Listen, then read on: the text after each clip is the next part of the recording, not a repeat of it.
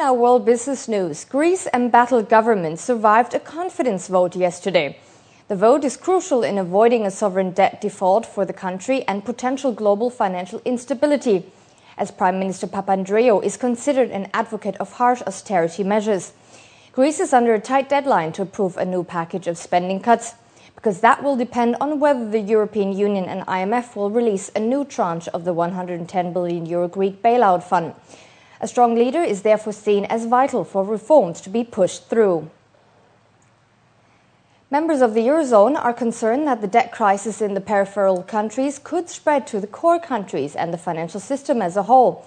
That's according to the International Monetary Fund's acting chief John Lipsky.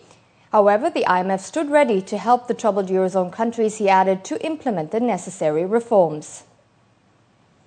The direct impact of these peripheral economies on your partners is very small. These are very small economies.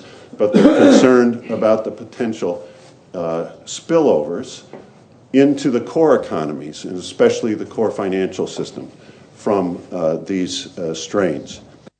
Over in the U.S., Treasury Secretary Timothy Geithner is confident the U.S. will meet a deadline to raise the country's debt limit and by that avoid a default. His comments are in direct response to rating agency Fitch, which warned it would put the U.S. credit rating on review for a downgrade if the debt ceiling was not raised by August 2nd.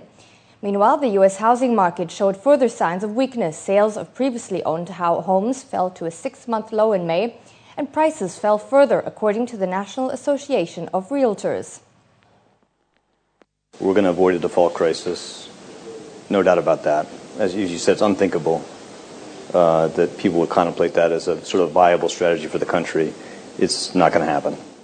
It's day 3 of the Paris Air Show, and the orders are coming in thick and fast for Europe's Airbus and its U.S. competitor Boeing. But orders are being placed not only with the market leaders, other plane makers are also showing their wares at Le Bourget. Canada's Bombardier, for instance, announced Korean Air is ordering up to 30 of its C-Series jets. Or Ryanair, Europe's biggest discount airline. It said it's exploring to buy at least 200 jets from Commercial Aircraft Corporation of China, also called COMAC. For the first time, COMAC is beginning to lure buyers from outside its home country. It is not the only emerging market plane maker to court potential buyers. The Chinese will be there, the Russians will be there. I think ultimately, although we don't see it at the moment, the Indians will be there, and certainly the Brazilians and the Canadians are there. So, there are other players tampering in the market, readying themselves, and all on the back of this continual economic shift of power from west to east. Chief Executive of EADS, Louis Gallois, said there won't be room for 6 plane makers in 2020. That raises the question whether the plane makers may form alliances. Airbus already has an assembly line in China. For Gallois, Beijing is both a partner and a competitor.